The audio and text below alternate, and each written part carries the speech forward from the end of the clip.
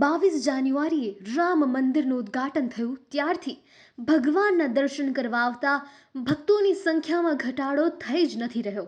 મંદિરની બહાર હજુ પણ મોટી સંખ્યામાં ભક્તો ભક્તના રૂપમાં ભગવાન રામના દર્શન કરવા માટે હાજર છે. ભક્તોની વિશાળ સંખ્યાને ધ્યાનમાં રાખીને શ્રી રામ જન્મભૂમિ તીર્થક્ષેત્ર ટ્રસ્ટે ભગવાન રામના દર્શન અને આરતીના સમયમાં અમુક અંશે ફેરફાર કર્યો છે, અને જેથી વધુને વધુ ભક્તો ભગવાનના દર્શન સરળતાથી કરી શકે. અને જે પ્રકારની અપડેટ્સ મળી રહી છે, જો તેની વાત કરવામાં આવે તો રામલલાની મંગળા આરતી સવારે 4:30 થશે.